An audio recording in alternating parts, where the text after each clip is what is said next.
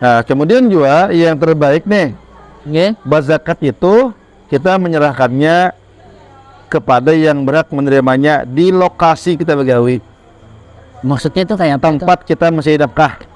Oh. Di tempat kita begawi di mana Oh, misalnya kita mencari rezeki. Nah, merantau. Iya, iya. Mulai Pulau Seberang, Nggih. Lokamari, Kalimantan, kata Kalimantan Selatan gitu. Iya. Nah, di sini jadi apapun gawin halal, lalu pas waktu berzakat disitulah Kita mengeluarkan zakat. tempat mengeluarkannya kepada yang berada di situ. Gitu. Karena kan harta itu kita nikmati, maka sebagai tersyukur kepada Allah kita bersihi untuk orang-orang di sekitar itu juga yang memang layak menerimanya. Walaupun andai kata hendak dibawa bulik ke kampung halaman, Nggih. ada juga ulama yang mengatakan itu ya paling afdal. Cuma setelah kita menimbang, memilah-milah, kita lebih cenderung ke pendapat di mana tempat kita bekerja. Disitulah kita mengeluarkan Zakat. zakat. Itu. Nah kayak itu juga loh, di mana kita makan setuju bihira. Nah itu maksudnya karena kan kenapa diumpamakan dengan kotoran, zakat itu memang kotoran harta. Memang nanti ujung-ujungnya nanti ada beberapa orang yang diharamkan menerima zakat karena memang itu kotoran harta. Coba kita duit ya tetap aja duit ya, tetap aja nyaman gitu. Lalu cara mengeluarkan zakat fitrah dan zakat mal tuh apakah sama caranya yang terbaik seperti itu? Caranya maksudnya cara menyerahkan atau Iya. mengeluarkannya kan? Ini cara menyerahnya kan kalau zakat fitrah ini kan bisa aja kita menyerahkan langsung, datangi rumahnya. Oh, sama. Oh, sama. Sama, tetap yang orang berzakat memang sangat dianjurkan yang terbaik langsung ke lokasi yang dituju. Oh, jadi bedanya kalau zakat mal ini kan tidak terbatas waktunya, Ya. kapan aja. Kan satu tahun itu bisa aja kenanya di bulan Muharram umpamanya atau di bulan Rabiul Awal. Beda kalau zakat fitrah ya paling cepat di awal Ramadan dan paling akhir di subuh 1 Syawal. Betul, waktunya khusus tadi. Kemudian tadi untuk cara mengeluarkannya ya berniat. Umpama kayak zakat fitrah nih, di muka sudah ada beras yang sudah sesuai ukuran. Baca ya niatnya, nawaitu an ukhrija zakat al-fitri an nafsi, contohnya kan? Nggih. Fardhu lillahi ta'ala. Sengaja dalam hati aku berniat, sengaja aku mengeluarkan zakat fitrah untuk diriku sendiri, perlu karena Allah Ta'ala. Udah diniati, serahkan. Sama dengan zakat harta juga. Kayak ternak tadi, kambing, unta, beras, emas, berniat ini zakat hartaku itu minimal. Jadi zakat hartaku minimal, atau lebih komplit lagi, sengajaku mengeluarkan zakat hartaku karena Allah Ta'ala. Sudah, lalu diserahkan kepada yang berhak menerimanya. Sedikit Ustaz, misalnya kita memberikan zakat mal nih, zakat harta nih, misalnya kan Ya. unta tadi 5, Ya. sanunya sudah mencapai nisab, kemudian haul, kita berikan zakat itu seikungan gitu kah bahasa kita? Satu ekor langsung. Nah, ini zakatnya nih diserahkan. Oh, ada karena itu ya. Ada kayak unta, kayak unta tadi kan ya, ini unta itu memaharagunya 5 ekor dalam setahun. Nah, itu kan zakatnya kan ada unta, ada anak sapi dulu. Oh, anak sapi. Anak sapi Berarti usianya kalau katakanlah kadang detailnya 1 tahun masuk kedua apa 2 tahun masuk ketiga kata. Nah kayak sapi lawan hadangan berarti itu bila dimiliki 30 ekor 30. hanya kan dapat zakat seekor. Nah kayak kambing pulang, kayak kambing pulang 40 ekor kambingnya hanya Zakat selama 1 tahun lah. selama 1 tahun. Nah untuk lebih detailnya tuh unta contohnya, bila 5 ekor besi unta selama setahun, mohon maaf tadi lah salah tadi, yang betul kambing. Maka selama 5 tahun itu zakatnya adalah 1 kambing, ya mohon maaf tadi kan sapi, ya betul kambing, mohon maaf. Jadi kambingnya zakatnya bukan untanya ada. Ini 1 tahun 5 ekor unta besi 1 kambing setahun lebih. Apabila untanya 10 besi dalam setahun itu Ini 2 kali lipat. 2 kali lipat, maka nanti zakatnya 2 ekor kambing setahun lebih dan seterusnya. Jadi kan mesti untanya kan ada mesti. Misalnya itu kan kambingnya itu diberikan ke 1 orang yang berhak menerima zakat itu tetap dibagi-bagi. Nah itu nanti ada 2 pendapat nanti. Kita ambil yang mudah saja. Boleh kita menyerahkan zakat itu apakah zakat fitrah atau zakat harta ke salah satu saja dari yang berhak orang 8 orang ini. Karena harus dibagi apa tidak harus. Itu ada berapa golongan Ustaz yang berhak menerima zakat itu? Yang berhak menerima zakat itu totalnya sesuai ayat Al-Quran ada 8. 8 orang. Sebagaimana yang tertulis dalam Al-Quran surah At-Taubah ayat 60. At-Taubah ayat 60. Taubah ayat 60. Bismillahirrahmanirrahim. Innamas sadaqatu lil fuqara'i wal masakini wal 'amilina 'alaiha wal mu'allafati qulubuhum wa fir riqabi wal gharimin wa fi sabilillahi wa banis sabil fariidatan minallah wallahu alimun hakim. Itu ayatnya. Yang pertama, ada orang yang berhak menerima zakat itu sesuai urutan kelayakannya, orang fakir. Kedua, orang miskin. Yang ketiga, amil pengelola zakat. Yang keempat, mu'allaf baru masuk Islam. Yang kelima, ada riqab, budak yang dijanjikan merdeka. Yang keenam, ada gharim, orang yang banyak menanggung utang.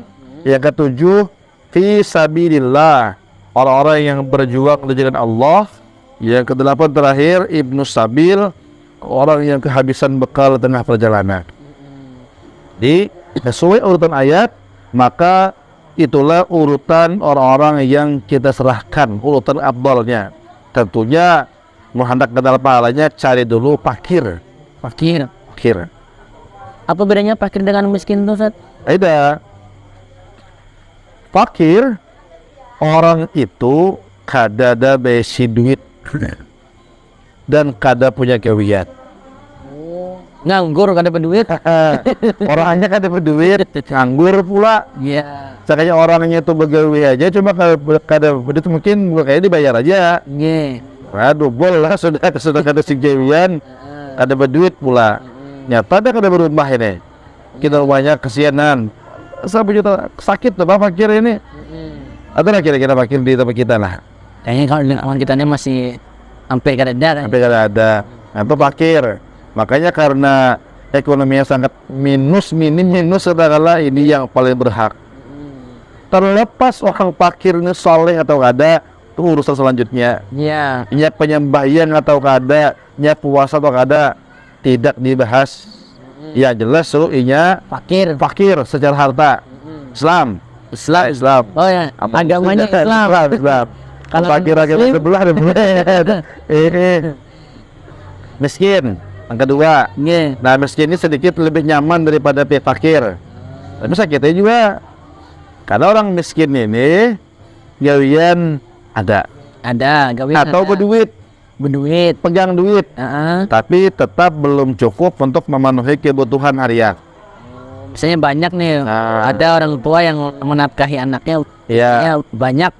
Kalau saya yang orang banyak di rumah, ini serangan aja deh. Hidup sebatang kara kan di rumah itu. Nah, gawin ada serabutan. Usekung ini kira-kira hidup biasan makan aja saya sama laman perlu berapa kira-kira? 50.000 tuh banyak sudah. Banyak lah. Iya, punya kada berokok bang. Ya, berokok ya lagi. Ini bisa makan aja loh. Iya. Dan hidup. Nah, ini hanya dapat gawian 10.000 sehari dapat duit. Berarti tidak mencukupi. Ini masih kekurangan. Jauh masih kurang. Jauh. 10.000 tuh kalau udah selesai, seliter. Belum lagi lauknya, belum lagi minyaknya nyayok, belum lagi. Nah, itu miskin. Ada gawian atau ada duit tapi masih kurangan. Fakir tadi desa kada ada gawian sama sekali dan kada berharta sama sekali. Nah, jadi dua ini Bang yang paling diutamakan cari supaya mengena kesalahan itu kena. Amil ini yang biasa ada jin. Ada di masjid, di musola atau di kantor-kantor dan ada aja panitia amil zakat fitrah. Nah itu berhak juga berarti menerima zakat. Berhak menerima sebagian. Sebagian. Kan tugas amil itu paling utama mengelola lah. Ini bagi orang mungkin kada tahu ke mana harus menyerahkan nabol, pakai miskin mungkin kada kenal situ, apakah pendatang atau apa, amil penengahnya. Amil nanti mengelola orang yang berzakat dan amil, didata kan, satu RT kah, satu desa kah, satu dusun kah, didata yang berhak berapa kepala keluarga umpamanya. Nanti setelah habis yang berzakat di malam takbiran umpamanya, amil bekerja untuk membagi-bagikan, menyerahkan kepada para yang berhak di lokasi ruang lingkup kerjanya itu. Amil dapat bagiannya. Oh, dapat bagian kira Bagian mungkin yang sama rata dengan bagian-bagian yang atau nanti ada bagian-bagian yang disepakati gitu. Saya juga untuk amil ini ada bagian tertentu, cuma kadang pula amil mengklaim bertahan. Pemirsa kampung yang berzakat 2.000 orang. Oh, amil berlima, langsung berlima dia mau. Hak fakir miskin. Amil masuk bagian. Tapi yang diutamakan fakir Miskin. kemudian miskin. Ya, amil urutan ketiga. Lalu ada mu'allaf yang hanyar masuk Islam. Mu'allaf Kata-kata hanyar itu setahun lah. Oh, sebelum setahun. sebelum setahun Boleh kita percaya begitu. Karena dia dianggap setelah setahun itu sudah ini belajar. Belajar baudu, belajar mengaji tilawati pokoknya. Atau belajar sembahyang, bergematan. Setahun itu dianggap cukup untuk mengajarkan agama Islam. Pak, mu'allaf nih yang untuk mu'allaf ini berarti tidak ada batasan orangnya sugih kah misalnya? Ada masalah. Ada masalah. Sugih kah, miskin apalagi.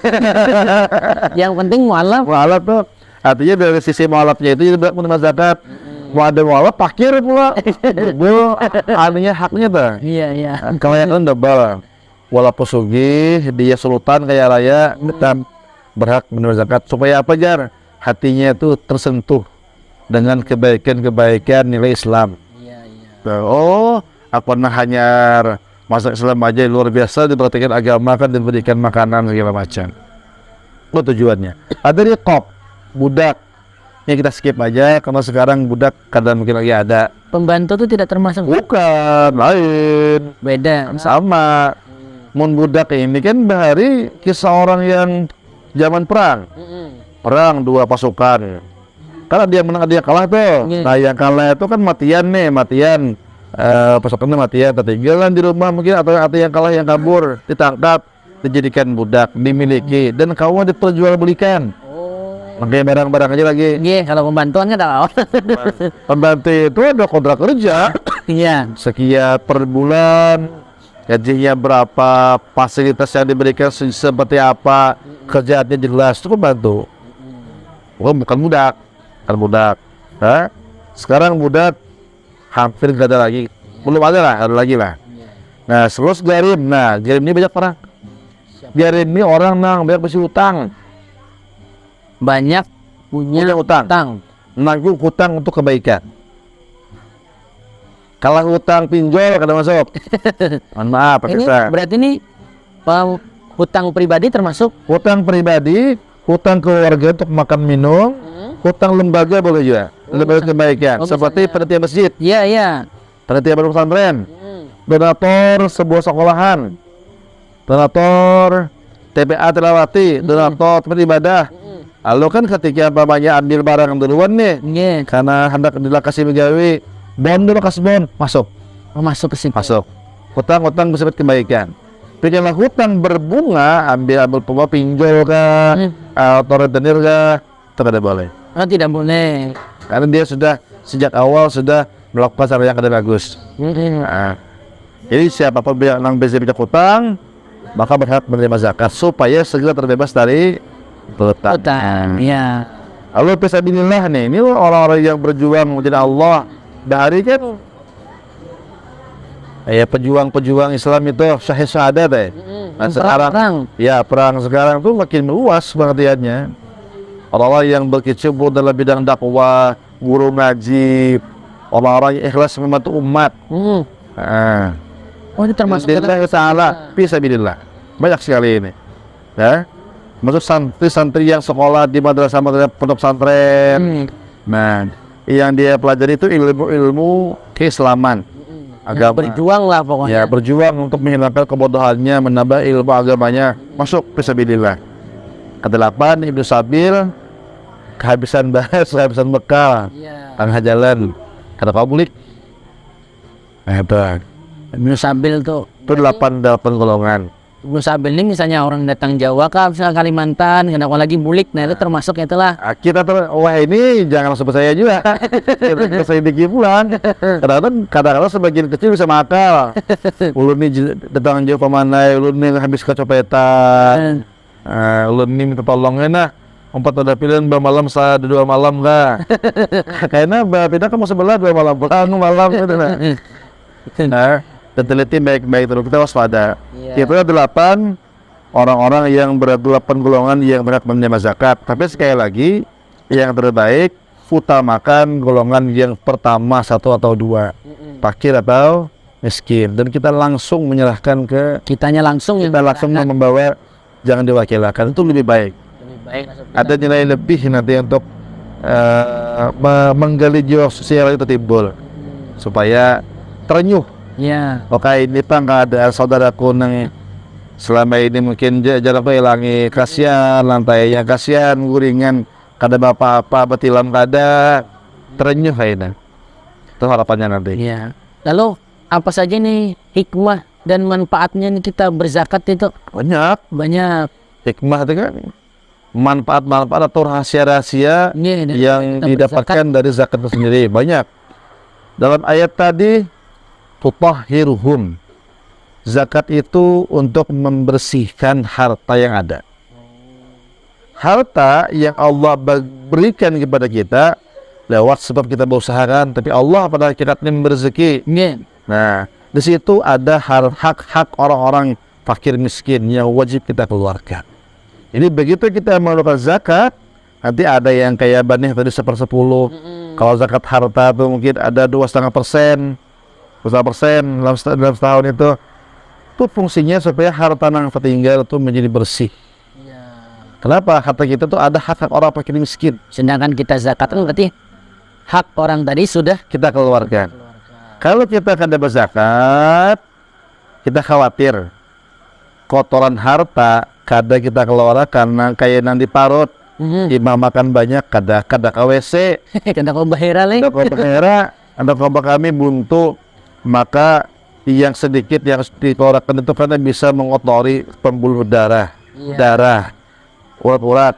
Nah, sampai itu harta dikhawatirkan kayaknya bila kita kada pun berzakat sampai wajib dah kita kada pun berzakat, kita kada pun nih, kita khawatir kotorannya itu akan mencemari harta yang halal, harta yang lain. Dan Allah, kita khawatir lagi Allah akan membersihkan dengan caranya. Kalau sudah Allah yang membersihkan ini berarti artinya kan kita ini kada sadar ada hak orang lain. Allah sedang memaksa lah katakanlah. Tuhan ini kedua berzakat nih, kok kira makan maling ya Allah, kok kira makan perampok, kok kira makan api, badai bicara alam. Ya. Bisa habis pada dengan 2,5% ya, bisa habis loh lain-lain. Nah, Allah yang mengambil tadi lah. Allah menegur, Allah memberikan musibah macam-macam. Jadi jangan sampai Tuhan bertindak dengan caranya bijak hati aja. Berarti mereka yang kadang-kadang ada kebakaran atau seperti itu, berarti itu bisa satu alasan. Kita mesti jawab bang. Waktu zakihim bisa biha dan membersihkan jiwa. Kan manusia ini cenderung cinta dunia berlebihan, cenderung rakus tamak, cenderung hendak mengambil. Nah Allah menegur, sampai nisabnya, sampai batasnya keluarkan. Bayar nih. Bayar zakatnya. Nah mudah-mudahan itu menjadi mensucikan jiwa dari dosa, sifat rakus, kikir dan lain-lainnya. Dengan kita berzakat, Allah sayang. Berarti kewajiban kita laksanakan. Dengan kita berzakat, orang pun suka. Terutama yang kita beri. Suka mana? Surah, kita berzakat lah. Bahagia. Didoakan. Mudah-mudahan pian bagi sugi. Kamu kita berzakat pulang. Jadi orang suka lah kita karena kita dianggap sosial dermawan. Apalagi amun kita ketujuh berbagi-bagi itu walaupun kada belum berzakat. Sedekah, wakaf, hibah, ketujuh berbagi, ketujuh menolong orang, ketujuh mentraktir kawan, orang suka pasti. Itu hikmah. Kemudian hikmah bagi nang diberi zakat. fakir miskinnya ambilnya itu. Iya, ini ada hikmah juga. menerima zakat Ya, dapat meringankan beban hidup. pasti. Nang tadinya habis beres, Allah tidak makan. Datang sekarang kenal bahagia minta ampun. Senang bahagia, berhidup berkurang. Yang kedua, menumbuhkan semangat hidup. Nang tadinya fakir miskin kada sing duitan, datang samplop nah habang 10 lembar. Langsung di planning tuh. Nuker baju baru. Nah, ini untuk modal ini. Nah, semangat hidup. Kemudian dapat terangkat martabat dirinya. Siapa dapat fakir? Iya. Jarang ada orang. Iya. Siapa dapat miskin? Dapat zakat banyak, merasa lebih terhormat dirinya. Kemudian hikmah nang keempat, nang terakhir untuk yang menerima zakat, dapat memupuk ukhuwah Islamiyah atau hubungan persaudaraan. Silaturahmi lah. Ya makanya tadi nang berzakat sangat dianjurkan dan terbaik untuk datang langsung ke lokasi orang yang menerima zakat supaya oh ini saudaraku, ini tetanggaku. Jangan ambil aja nang itu ya tiap tahun wahanya nang bagi zakat. Nah, tuh nih dan lain-lain.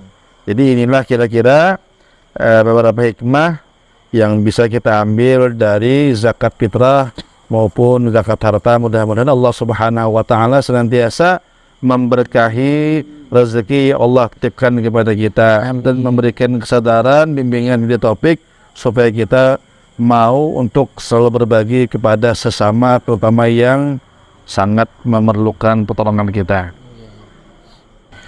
Dan begini Ustaz, ini ada pertanyaan daripada netizen yang nonton kita nih. Para pemirsa. Ya, para pemirsa. Insyaallah, subhanallah, terima kasih banyak. Ada beberapa pertanyaan ini dan mudah-mudahan kita dapat memberikan jawaban. Amin, amin, Allahumma amin. Silahkan. Yang pertama, jika seseorang itu meminum alkohol, Minuman keras. dia mabuk, nah itu katanya kan sholatnya tidak diterima selama 40 hari. Teruskan. Kemudian karena dia merasa bahwa sholat ini suatu kewajiban, jadi dia tidak memperdulikan itu. Ya. Nah tetap sholat aja. Nah itu bagaimana itu Pak Ustadz? Apakah Allah Subhanahu wa taala yang maha pengampun ini tetap memberikan toleransi atau gimana pengampunan? Baik, pemirsa yang berbahagia, terima kasih atas pertanyaan yang luar biasa bagus ini tentang sholat. Yang pertama ya, sebuah kewajiban yang tidak bisa ditawar-tawar, fardu ain. Islam balik berakal sehat sampai dakwah kepada dirinya, dia wajib belajar dan mengerjakan sholat. Kemudian tentang minuman keras, memang sangat keras ancaman Al-Quran maupun hadis. Nah, sangat keras ancamannya. Namun bagi orang-orang yang muslim tadi, syarat wajib sembahyangnya ada, maka tidak harus menunggu bersih dulu seluruh maksiatnya. Kerjakan saja sembahyang, kerjakan saja. Yakini Allah memang maha pengampun. Innahu huwat tawwabur rahim. Sesungguhnya Allah tawwab, maha penerima taubat, rahim, maha penyayang. Allah sangat menyukai, mencintai orang-orang yang bertaubat, orang yang beristighfar dan meminta ampun kepada dirinya. Bahkan dalam sebuah hadis Rasulullah bersabda yang maksudnya saking senangnya Allah dengan taubatnya seorang hamba yang tadinya berlumur dosa dan maksiat, saking senangnya, bahkan lebih senang daripada seseorang musafir di padang pasir yang kehilangan barang, semua barangnya, kehilangan duit, HP, pakaian, makanan, minuman, hilang di untanya itu, termenung di sorangan. Tiba-tiba pas tahu tuh datang untanya lengkap dengan barang-barangnya. Nah, saking sukanya dia ini, tak balik doa, terima kasih Allah, engkau hambaku, aku Tuhanmu. Paling doanya saking bahagianya. Ya pasti ya Tuhan. Sudah datang barang yang hilangan tadi. Nah, Allah lebih senang daripada orang itu. Ini kan dosa memikirkan kita ini banyak dosa, masih kadang meninggalkan maksiat. Ampun maaf, mungkin tubuh masih ada bekas-bekas warna wadah tato. Abaikan semua itu ya, penting waktu sembahyang datang sembahyang. Sampai waktu sembahyang wudu. Bila belum belajar mengaji, pokoknya ibadah-ibadah lakukan sepenuh hati. Urusan dosa yang belum masih bisa ditinggalkan, perbanyak istighfar, bertambah sepenuhnya. yakini Allah Maha Pengampun dan menerima taubat. Ada pun orang-orang yang mencemooh, abaikan aja. Yang penting kita ingin berubah dari yang nggak baik menjadi lebih baik. Insya Allah yakini husnuzon kita kepada Allah, rajanya harapannya diperbanyak, Allah menerima orang-orang yang bertaubat dan orang-orang yang berserah diri kepadanya. Ada janji Allah, inna salata tanha 'anil fahsya'i wal munkar. Kita yakini janji ini. Orang yang salatnya sudah aktif dengan baik, istiqamah, yakin salatnya akan menjaga dirinya dari perbuatan fahsya wal munkar. Perbuatan keji, mungkarat, maksiat pasti walaupun pelan-pelan akan ditinggalkan sepenuhnya. Yakini janji ini.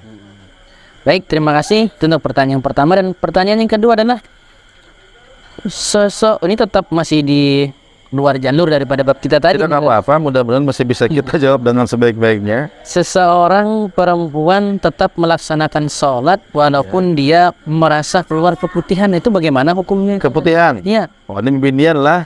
Laki itu lagi ada putihnya. Lagi ya. Nah, perempuan yang mengalami keputihan atau pektai bahasa medisnya kan, keputihan itu cairan lendir yang keluar dari kemaluan, bukan darah haid, bukan darah nifas, bukan kencing, memang keputihan itu. Putih warnanya lah. Ada paham juga bang? Ada lain binian. Coba keputihan intinya. Iya. Nah, keputihan ini adalah najis dan bukan darah haid, berbeda pembahasannya. Kalau darah haid, bukan bolos, libur sembahyang. Selama haid, sembahyang libur. Nah, itu zamannya puasa juga libur. Jadi kalau keputihan, pektai, sembahyang tetap wajib. Statusnya kayak kencing biasa, najis.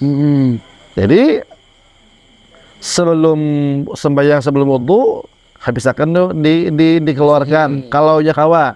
Tapi kalau masih menetes juga, merembes kayak orang selesil baul, kencingnya itu selalu menetes merembes. Maka nanti seperti hukum orang selesil baul, dia boleh berwudu untuk salat, harus masuk waktu sembahyang. Contoh, zuhur jam 12.25 sekarang umpama begitu. Maka dia harus masuk waktu zuhur dulu baru boleh berwudu. Boleh berwudu sembahyang kayak biasa. Nah, keputihannya itu ya dipasangi pembalut. Jadi sebelum wudu pasang pembalut dulu, atau ya habis wudu bersihin dulu, dipasang pembalut, wudu, terus sembahyang. Jadi ketika dia sembahyang menetes juga masih ada merembes, dimaafkan untuk sembahyang itu. Habis sembahyang wajibnya, kekuatan wudunya selesai. Berarti nanti kalau ingin melaksanakan, tadi kan sembahyang zuhur. Kalau ingin melaksanakan sembahyang asar berarti wudu lagi. Caranya harus ulang lagi ya. Dilepas lagi pembalutnya, dibersihkan, ganti, nunggu waktunya masuk, baru wudu sembahyang. Itu kondisi yang bagi keputihan. Jangan lupa bagi ibu-ibu terutama yang memang diuji Allah dengan keputihan, segeralah berobat atau konsultasi kepada ahlinya, bidan atau ke klinik, ke rumah sakit. Temukan solusi yang terbaik, mudah-mudahan penyakit pian bisa segera Allah sembuhkan. Amin. Baik, pertanyaan yang ketiga ini masalah kurban. Hewan kurban. Hewan kurban ini kan misalnya di tempat kita nih, sapi, kambing. Nah, ini bagaimana hukumnya kurban dengan sapi betina? Binian tapinya. Ada masalah? Oh, ada masalah. Boleh, sah. Karena tidak ada syaratnya harus sapi laki-laki, sapi jantan. Tidak ada, boleh saja berkorban dengan sapi betina. Yang penting usia sapi itu sudah boleh untuk dikorbankan umur 1 tahun lebih. 1 tahun lebih? Ya, lebih dari setahun. Di bawah setahun di sini belum masuk syaratnya. Oh, berarti yang penting sapi, entah itu mau jantan mau betina, lebih dari umur setahun. Boleh saja. Kambing begitu juga, San? Kambing betina misalnya? Boleh juga. Boleh. Setahun lebih umurnya. Kerbau juga boleh. Sama juga nah kayak mungkin sedikit melebar masalah si penyembelih. Apakah harus lakian ya? Kalau tuan guru kan ada binian juga sah menyembelih. Itu hanya keabdalan. Mau ada lakian, maka persilakan laki-laki yang lebih utama, lebih abdal menyembelih. Jadi sah juga. Sama dengan kurbannya tadi, kalau yang lebih abdal berarti sapi jantan. Sapi jantan. Kalau sapi jantan bisa lebih besar, ya, lebih banyak dagingnya lebih banyak. Karena kan tujuan berkorban itu untuk berbagi kebahagiaan, terutama bagi fakir miskin lah yang mungkin setahun itu belum tentu terasa daging kan. Nah, itu supaya dapat merasakan daging. Nah, supaya pembagiannya lebih banyak mengenai masyarakat, sapi jantan lebih abdal karena lebih berisi daging, lebih berbobot begitu. Tapi sekali sah saja memakai sapi betina. Kalau untuk akikah, apakah boleh itu, Ustaz? Boleh. Sapi betina? Oh, berarti sama dengan kurban? Sama. Akikah dan kurban itu sama-sama sunnah muakkad hukumnya. Hanya waktunya berbeda. Kalau kurban itu waktunya adalah 10, 11, 12, 13 Zulhijjah, hari raya nahar atau hari raya haji ya. Nah, kalau akikah waktunya adalah tentunya dihitung sejak anak lahir sampai hari ke-7 atau seminggu dia usia hidup di dunia atau seterusnya. Jadi kalau korban itu waktunya hari raya Idul Adha, kalau akikah mengiringi anak lahir. Nah, seminggu, 2 minggu, dan kelepatan seterusnya. Hukumnya sama-sama sunnah muakkad. Berarti tidak ada masalah untuk sapi? Boleh saja, tapi ya abdal tentunya ya jantan. Baik pemirsa, itu tadi pertanyaan daripada netizen. Mudah-mudahan yang bertanya dapat memahami apa yang kami sampaikan. Dan apabila memang ada yang ingin tanyakan lagi, silahkan nanti tulis lagi di kolom komentar. Baik, terima kasih. Untuk mengakhiri perbincangan kita, marilah kita berdoa bersama-sama. Mudah-mudahan kita senantiasa diberikan kesehatan, keselamatan, umur yang panjang, dan juga keberkahan rezeki kita. Amin, amin ya rabbal alamin. Silahkan Ustaz untuk memimpin doa. Amin. Bismillahirrahmanirrahim. Alhamdulillahirabbil alamin. Allahumma shalli wa sallim ala sayyidina wa maulana Muhammadin wa ala alihi wa sahbihi ajma'in. Amin. Allahumma inna nas'aluka ridhaka wal jannah wa na'udzubika min sakhatika wan nar. Allahumma inna nas'aluka husnal khatimah wa na'udzubika min su'il khatimah. Rabbana atina fid dunya hasanah wa fil akhirati hasanah wa qina azaban nar. Rabbana taqabbal minna innaka antas samiul alim. وتب علينا إنك أنت التواب الرحيم صلى الله على سيدنا ومولانا محمد وعلى آله وصحبه وسلم سبحان ربك رب العزة عما يصفون وسلام على المرسلين الحمد لله رب العالمين تقبل الله منكم minna wa minkum taqabbal ya karim. Baik pemirsa, dengan berakhirnya doa tadi maka berakhir pula acara kita pada segmen kali ini. Jangan lupa berikan kritik dan saran yang membangun, dan jangan lupa ditonton video daripada Al-Kausar Multimedia. Jangan lupa juga untuk di like, subscribe, dan juga di share sebanyak-banyaknya. Dan bagi pemirsa yang ingin memberikan pertanyaan, silahkan tinggalkan pertanyaan Anda di kolom komentar. Insya Allah pada segmen-segmen kesempatan yang akan datang nanti akan kami bahas. Terima kasih. Sekian dari kami. Assalamualaikum warahmatullahi wabarakatuh. Waalaikumsalam warahmatullahi wabarakatuh.